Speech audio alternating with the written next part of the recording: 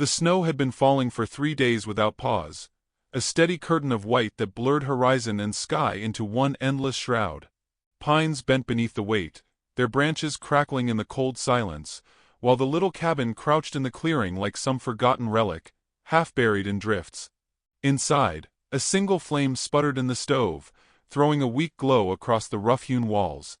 Eleanor Whitfield lay on her cot by the far corner, her breath thin, her lips tinged blue. She pressed a rag to her mouth, coughed into it, and stared at the red flecks blooming against the cloth. Shame tightened her chest more than illness did, as though the whole world might peer through the frost-coated windows and see her weakness. She had once been the bright-eyed girl of the Whitfields, her beauty remarked upon in church pews and whispered about in hushed voices behind mercantile counters. But the year had stripped her. Her brother crushed in a fall from a horse, her parents taken by fever, the town turning away in fearful gossip as though sorrow itself were contagious. Now at 21, she was a specter of what she had been, alone in a cabin that groaned with each gust of wind, waiting for the inevitable to come quietly. Her fingers trembled as she tried to rise, to stoke the dwindling fire, but her knees buckled and she sank against the cot frame. The woodpile outside was buried in snow, unreachable, and she had neither strength nor will to fetch it. She closed her eyes, whispering a prayer that felt more like surrender, her breath catching as if her lungs themselves were weary of the fight. It was then that a sound broke through the storm, the crunch of boots on frozen earth, slow and heavy. Her eyes flew open, fear threading through her frailty. No one visited here. No one cared to climb the hill to her lonesome dwelling. The latch on the door rattled, a shadow falling across the threshold as the wind shoved it inward. Snow burst inside in a swirl of white, framing the figure of a man. He stood broad as the doorway itself, his long hair dark and wet from the storm, chest bare beneath an open buffalo hide coat. His breath billowed in the icy air, steady and unhurried, his eyes cutting through the gloom with a calm that unsettled her more than harshness would have. Eleanor tried to speak, but only a rasp escaped her throat. Caleb Rourke had been whispered about nearly as much as she once had. 31, the giant rancher who worked his spread alone, whose shirtless labor in winter storms was spoken of with equal awe and suspicion. Some said solitude had made him strange, others that grief had hardened him. She had only glimpsed him once before, passing through town, and even then the air had seemed to bend around him. Now he was here in her cabin, his boots scattering snow across the floorboards. "You'll freeze in here," he said quietly, voice rough with wind and distance. He crossed the room with the surety of one who wasted no movement, knelt by the stove, and laid fresh wood that he carried in beneath his arm. The fire leapt greedily, shadows shifting across the walls. Eleanor wanted to protest, to tell him to leave her in her chosen solitude, but the heat that flushed her face was not from the flame. It was the humiliation of being seen in her decay, her hair tangled, her dress limp with sweat and fever. She turned her face to the wall, fingers clutching the rag still stained with her cough. He did not press her. He moved with quiet purpose, setting a kettle, brushing snow from his shoulders, placing a small parcel of bread upon the table. His silence was louder than words, and in it she felt the weight of his observation, though he never looked at her directly. "You shouldn't be alone," he murmured at last, but not as an order, more like a fact spoken to the fire. Her heart thudded against her ribs, anger rising to shield the rawness within. "I've been alone since last winter," she managed, her voice thin. "It suits me." For the first time his gaze met hers, steady, unreadable, yet softened at the edges. He said nothing, only rose and pulled the fur cloak from his shoulders, laying it across the foot of her cot. The scent of smoke and snow clung to it. Eleanor's throat tightened. She wanted to fling it back, to prove she needed no man's pity, but her hands betrayed her, pulling the warmth closer as though it were the very breath of life. He watched her only a moment, then stepped back, the storm still howling through the open door. She thought he would leave then, vanish into the white as mysteriously as he had come. Part of her prayed he would, sparing her the confusion of his presence. Yet another part, the hollow, aching part she dared not name, longed for him to stay. Caleb paused at the threshold, his profile etched against the storm. "Snow won't ease for days," he said. "I'll bring more wood tomorrow." Then he stepped out, the door closing behind him with a groan, leaving the cabin filled with the echo of his silence. Eleanor sat motionless, cloak clutched against her chest, fire snapping in the stove. Her shame pressed hard, whispering that she was nothing but a burden to be pitied. Yet beneath it, something else stirred, fragile as the flame he had kindled, a sense that perhaps she had not been entirely forgotten by the world. She pressed the rag to her lips again, staring at the red stain blooming anew, and wondered if he had seen it, if he had noticed the truth she could not hide. The wind shrieked around the cabin, snow piling high, but for the first time in months she did not feel entirely swallowed by it. She leaned back, exhaustion dragging her eyes closed, the weight of his fur heavy and warm upon her body. Sleep pulled at her, though unease kept her restless. In her half-dreams, she saw her brother's face, pale and accusing, asking why she still lived when he did not. She reached for him, but the vision dissolved into white, and standing where he had been was Caleb, silent, immovable, eyes fixed upon her as though waiting for something she did not understand. She woke with a start, the fire still burning, the storm unrelenting. The cloak slipped from her shoulders as she rose unsteadily, drawn to the door. She opened it just enough to peer into the swirling snow, her breath catching in the icy gust. There, half buried against the woodpile, lay a fresh stack of split logs, placed with care. He had not left without providing for her. Her fingers lingered on the doorframe, heart aching with a strange, unwelcome warmth. She shut it again, leaning her forehead against the wood, fighting the tremor in her hands. She wanted to believe it was only kindness, no more. Yet some quiet corner of her soul whispered otherwise. As the storm thickened, she lay back upon the cot, cloak drawn high, staring at the wavering firelight. The room no longer felt like a tomb. Instead, it felt like a threshold to something she could not name, something as dangerous as it was necessary. She closed her eyes, her chest rattling with each breath, and in the silence between coughs, she wondered if tomorrow he would truly return, or if the snow itself had conjured him, only to test whether she still desired to live. Snow lay heavy on the roof, muting every sound except the pop of the stove fire, and the faint whistle of wind sneaking through cracks in the cabin walls. Eleanor sat upright for the first time in days, her cloak draped around her shoulders, her body still frail but steadied by warmth. On the table beside her rested the small loaf Caleb had left behind, its crust rough, its scent earthy and alive. Hunger gnawed at her with a sharpness she hadn't felt in weeks, yet she hesitated, pride warring with need. To take a bite was to admit dependence, to acknowledge that someone else's hands had given her what she could not give herself. Finally, trembling, she broke a piece and lifted it to her mouth. The taste filled her with shame and relief in equal measure. Tears welled without her consent, for the bread was more than bread. It was proof she had been seen. She turned her face away from the window, where the storm still raged, and whispered to the emptiness. "I could have managed." But even she knew it was a lie. The next morning, the sound of boots came again. She froze, heart hammering. The latch clicked, the door opened, and in swept Caleb, shoulders dusted in snow, hair damp and curling against his neck. He carried wood stacked against his arm, and a burlap sack that he set gently on the table. The smell of salted meat and dried apples drifted from it. Eleanor's throat tightened. "You shouldn't trouble yourself," she said hoarsely.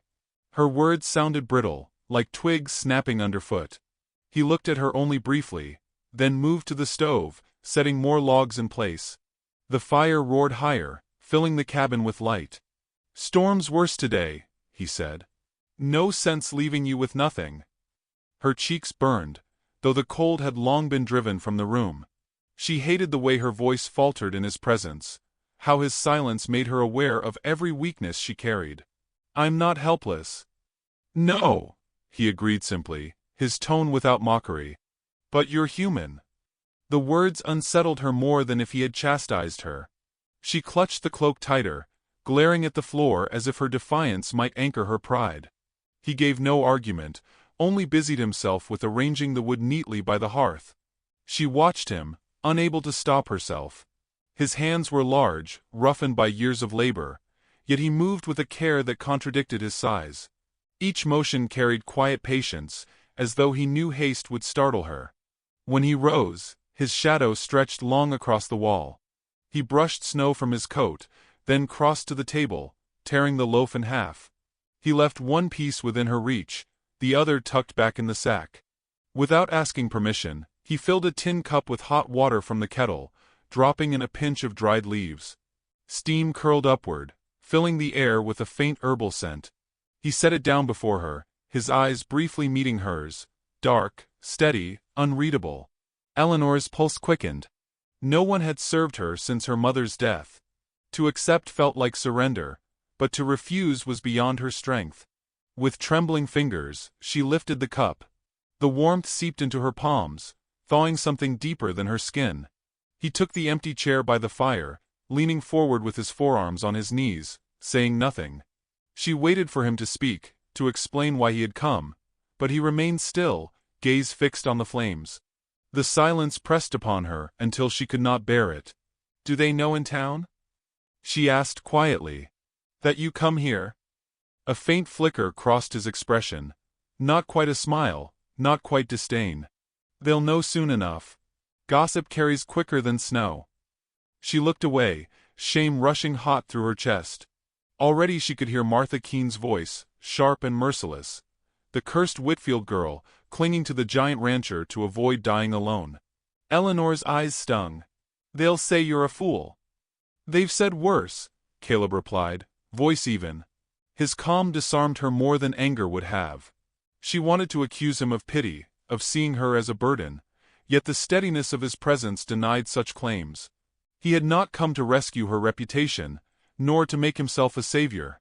He had come because he would not leave her to the storm. The kettle whistled softly, and the fire snapped, filling the silence.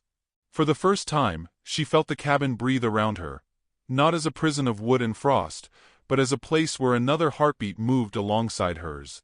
It frightened her. As dusk fell, Caleb rose and pulled his coat around his shoulders. "I'll leave more wood by the door," he said. His voice carried no expectation, no plea for gratitude. She nodded, unable to form words. He moved toward the door, his steps steady, boots thudding softly against the floorboards. Just before he opened it, she found herself speaking. "Why?" The word escaped as little more than a whisper, yet it halted him. He turned his head slightly, long hair brushing against his jaw. For a moment she thought he would answer, but instead he said, "You'll see." Then he stepped out into the snow, closing the door behind him. Eleanor sat frozen, cup still warm in her hands, the sound of his departure echoing in her chest. She stared at the bread on the table, the cloak around her shoulders, the fire burning strong. All of it carried the mark of his quiet presence. Shame still gnawed at her, yet beneath it a strange stirring grew, a fragile defiance against the darkness that had claimed her for so long. She rose unsteadily, moving to the window. Through frost-laced glass she caught a glimpse of him, bent against the wind, stacking wood with patient strength. The storm lashed around him, yet he moved as if the elements were no more obstacle than tall grass.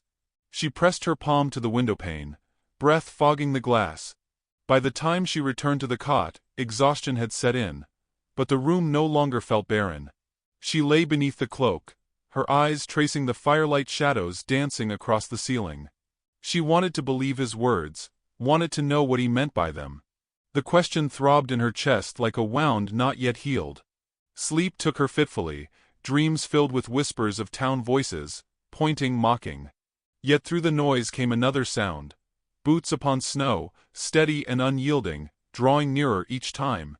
She woke with her heart racing, the storm still raging outside, but the image clung to her mind.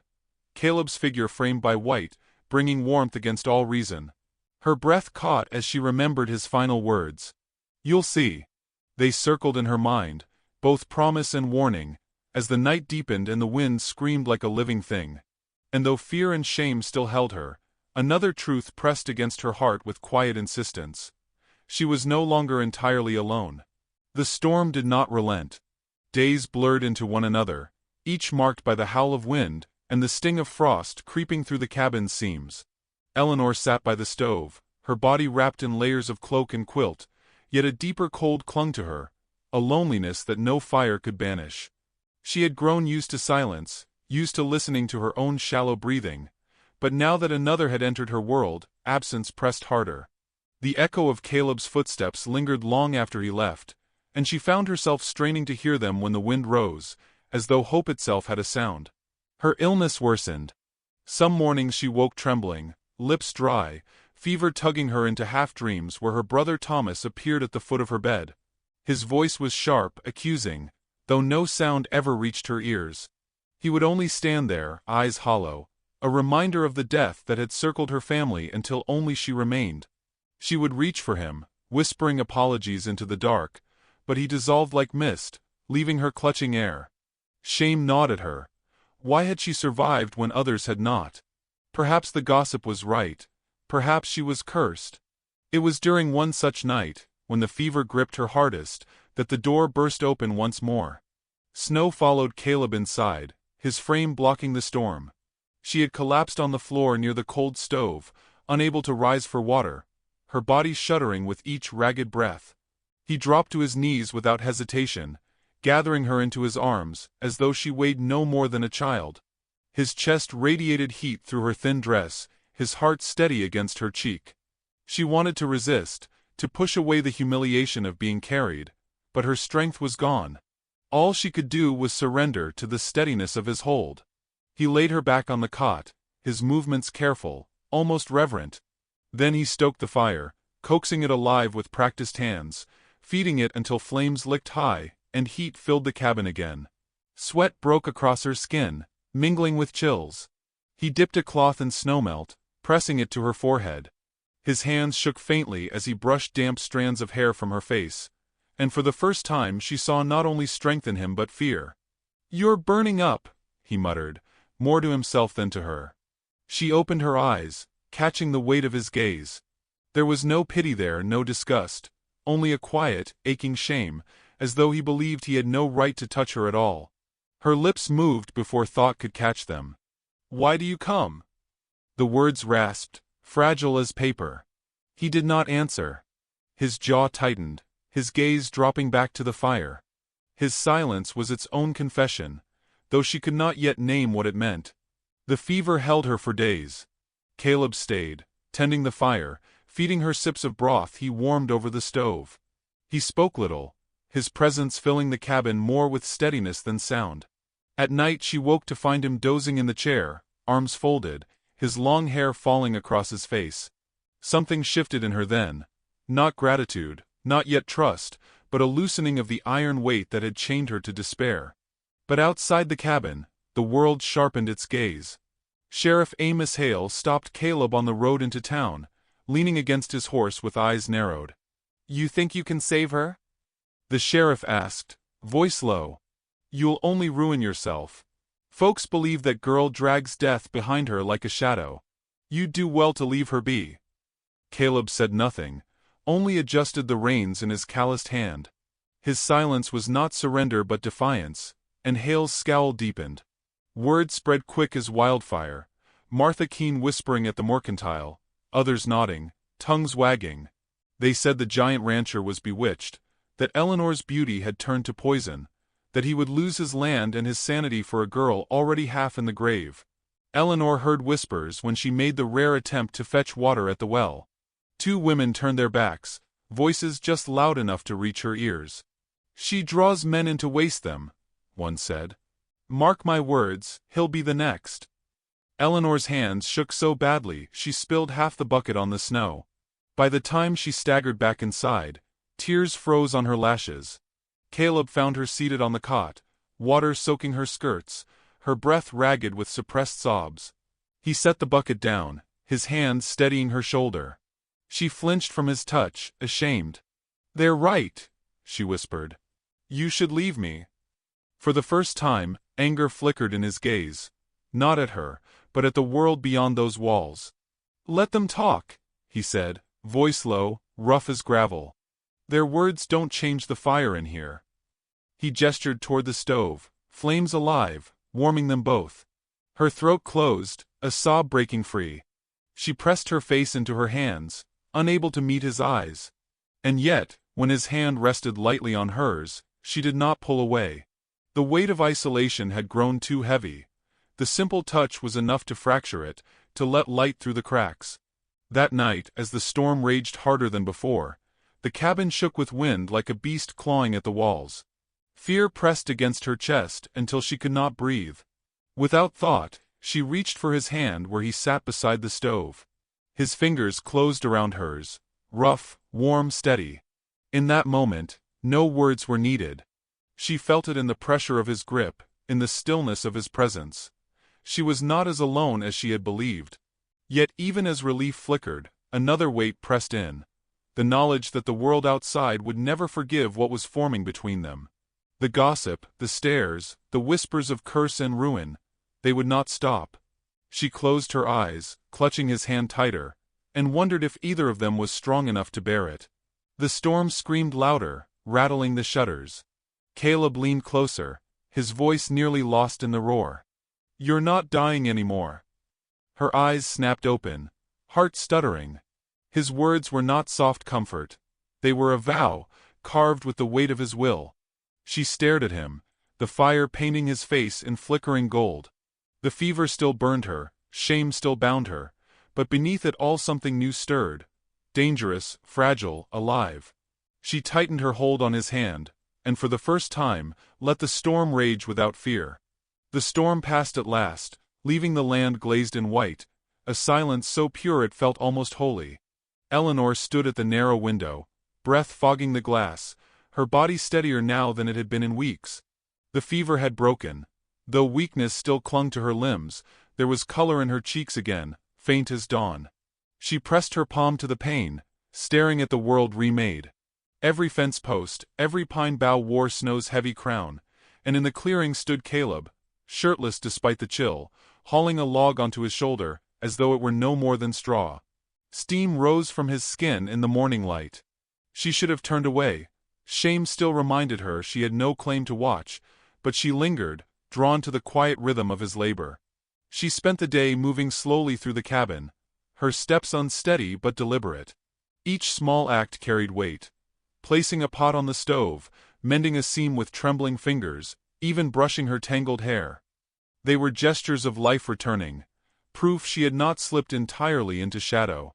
Caleb entered near sundown, bringing with him the bite of cold air and a basket of provisions. She startled at the sight of him filling her doorway again, but instead of shrinking back, she met his gaze. "You shouldn't keep bringing things," she said, though her voice lacked the sharp edge it once held. He set the basket down, brushing snow from his hair. "And you shouldn't keep pretending you don't need them."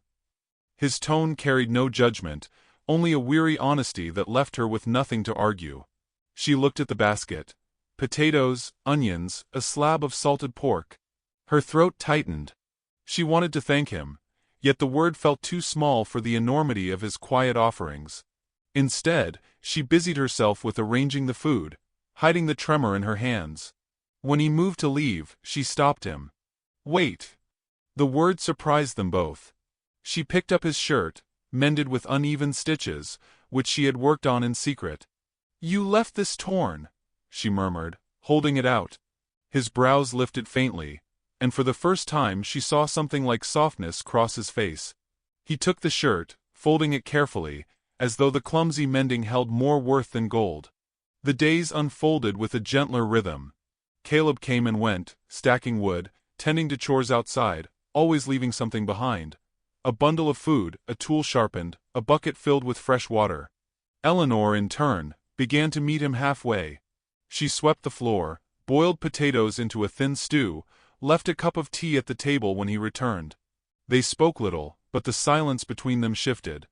It no longer pressed but eased, as if each wordless act was its own language. Yet the world outside did not soften. On her first trip into town since the storm, she felt eyes pierce her from every corner. Martha Keene's voice carried sharp as a blade, whispering to another woman just loud enough for Eleanor to hear. "She's snaring him, you'll see. A dying girl's got no other way." Heat burned Eleanor's cheeks. She tightened her grip on the basket of flour she had come to buy, her legs trembling beneath her. Shame swelled until her vision blurred. On the road home, tears froze against her skin. She nearly stumbled, the basket threatening to fall. Then a shadow fell beside her. Caleb, astride his horse. He said nothing at first, only reached down with one hand. For a heartbeat she hesitated, pride stiff in her spine. But her legs betrayed her, and she accepted. His hand was firm, lifting her easily onto the saddle before him. The warmth of his chest steadied her as the horse carried them through the snow. "They think I'm cursed," she whispered at last, her voice muffled by the scarf pulled over her mouth. "They think too much," he answered, the rumble of his voice traveling through her back. Her breath caught. She wanted to believe him, but the weight of gossip clung like frost on her skin. Still, as his arm anchored her in place, she felt the faintest seed of defiance stir. Perhaps the world could say what it wished. She was no longer alone in it. Back at the cabin, dusk painting the snow in shades of violet, Caleb dismounted and lifted her down. She found her gaze catching on his hair, damp with melted flakes, his eyes shadowed but steady. She held her basket close, heart thrumming with a rhythm she could not name. That night she set tea for him again, this time sliding it across the table without shame. He accepted, nodding once, his fingers brushing hers as he took the cup. The contact sparked heat through her, more potent than the fire. She turned away quickly, cheeks flushed, but inside, something long dormant unfurled. Still, doubt clung. She lay awake long after he left, listening to the stove crackle, staring at the ceiling where shadows danced. Could he truly see her beyond pity? Or was she fooling herself, weaving meaning into simple kindness? Her chest ached with the question, and yet the memory of his hand steadying hers refused to let her retreat fully into despair. The next day, as snow glittered under weak sun, she stood in the doorway while Caleb split wood. Each strike of the axe reverberated through the clearing, steady and certain. She thought of Martha's voice, of Sheriff Hale's warning, of the pitying eyes that had once followed her through town. Then she thought of Caleb's silence, the weight of his hand on hers, the words he had spoken during the storm. "You're not dying anymore." A shiver passed through her, not from cold but from the danger of believing him. By evening, when he returned to place the last of the wood by her hearth, she surprised herself by speaking. "Why do you keep doing this?" He studied her, the firelight catching in his eyes. For a long moment she thought he would retreat into silence again. But instead he said, low and firm, "Because I'd rather see you live." The words struck her with the force of a hammer. She froze, heart stuttering, the air in the cabin thick around her. He looked away then, as if ashamed of what he had revealed, and moved toward the door. Eleanor stood trembling, unable to call him back, unable to form a reply. She clutched the cloak tighter around her breath unsteady, her mind reeling. His words echoed, louder than the storm, more dangerous than any gossip. When the door closed behind him, she pressed her back against it, her chest heaving. For the first time in years, fear and hope twined together inside her, indistinguishable. She knew now. The weight of her isolation was cracking, and what might rush in to replace it could either save her, or undo her completely.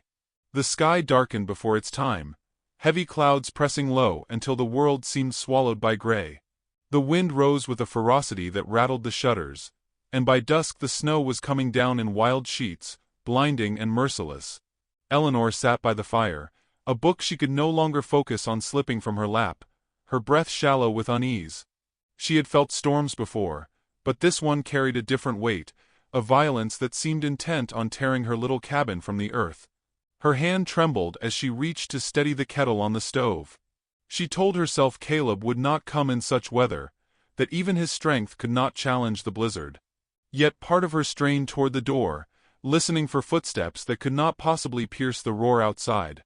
When at last the latch lifted and he entered, snow burst inward with him, white clinging to his hair and shoulders, his chest bare beneath his heavy coat.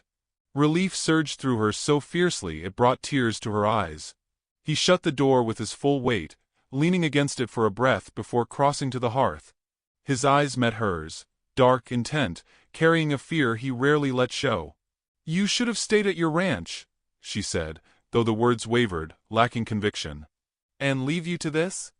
His voice was roughened by the wind, yet steady. "Not when the storm means to bury us both." She wanted to argue but could not. The cabin shuddered around them, and a chill swept through despite the fire's heat. She sank back onto the cot, the fever that had haunted her seeming to return with sudden sharpness. A tremor seized her body, and she bit her lip to hide it. Caleb was beside her in an instant, his hand pressing gently to her brow. His touch was cool, his face lined with worry. "You're burning again," he muttered. "Damn it, Eleanor, you're too weak for this storm." Her breath caught, not only from sickness but from the tenderness in his tone. She turned her head, ashamed of how much she wanted to lean into him. "Let me be," she whispered. "I've been alone this long. I can weather it." His hand lingered, trembling. "You're not alone anymore." The words struck deeper than she wished to admit. She closed her eyes, torn between fear of needing him and the unbearable ache of pushing him away. Her chest heaved with another cough, and when she lowered the rag from her lips, fresh red stained the cloth. Caleb's jaw tightened at the sight, his silence heavy with unspoken fury at fate itself. Hours dragged on, the storm battering the cabin like a beast. Caleb fed the fire until it roared, but still she shook with fever. He soaked a cloth in melted snow, laying it across her brow, wiping dampness from her face with hands rough yet tender. At one point she stirred from half-sleep to find him kneeling beside her, his forehead pressed against the edge of the cot as though in prayer. The sight unraveled something inside her. She lifted her hand, weak but insistent, resting it atop his hair. He startled, lifting his gaze to hers. In that moment, shame fell away, leaving only truth between them. "Why do you keep fighting for me?" Her voice broke on the words, as if they cost her all the strength she had. He drew a breath, the kind a man takes before stepping off a cliff. "Because losing you would feel like losing the last thing worth saving." Her heart stuttered, the storm outside paling compared to the force inside her chest. She wanted to deny it, to say he was blinded by pity, but his eyes left no room for falsehood. They carried the weight of solitude, of years endured alone, now laid bare before her.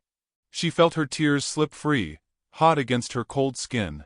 "I was waiting," she whispered, voice raw, "for someone to see me. All this time. I thought no one would." He lowered his head until their foreheads touched, his breath mingling with hers, ragged and warm. He did not speak, for words were no longer needed. His silence was the answer, his nearness the confession. She felt his hand envelop hers, strong and certain, grounding her against the storm. For the first time since death had claimed her family, she felt tethered to life again. The night raged on, but within the cabin time seemed to still. She drifted in and out of fever, each time waking to find him there, holding her hand, feeding the fire, keeping vigil with a devotion that no gossip could tarnish. At dawn, the blizzard broke. Pale light seeped through cracks in the shutters, and the silence outside was vast, heavy with snow's aftermath. Eleanor rose unsteadily, leaning against him as she stepped toward the door. He opened it slowly, revealing a world buried in white, fences gone, trees bowed low. The townsfolk had gathered at a distance, watching with wide eyes as though expecting to see her ghost emerge. Instead, she stood in the doorway beside Caleb, his fur cloak around her shoulders, her body frail but her gaze steady. The cold bit at her cheeks, but she felt stronger than she had in months. Whispers rippled through the onlookers, doubt and disbelief mingling with awe. Martha Keene's mouth hung open, words failing her for once. Eleanor felt their stares like knives, but she did not falter. Caleb's hand rested lightly at her back. Not a claim, not a shield, but a quiet reassurance that she could stand on her own. She lifted her chin, her breath visible against the morning air. In that moment, she knew the course of her life had shifted. Death had circled her for so long, but love, quiet, steadfast, unspoken, had breathed her back. The storm had tested them, stripped them bare, and in its wake left something undeniable. She turned her head slightly, meeting Caleb's gaze. His eyes held no shame, no hesitation. Only truth. Her lips parted, a breath trembling free. "I'm not dying anymore." The words hung in the frozen air, defiant and tender all at once. Caleb's hand tightened just slightly against her back, and though he did not speak, she felt the vow in his silence. Behind them, the fire still burned. Ahead, the snow-stunned world waited. And deep within her, where despair once lived, Hope rose like dawn breaking over endless white, daring her to believe it would never leave again.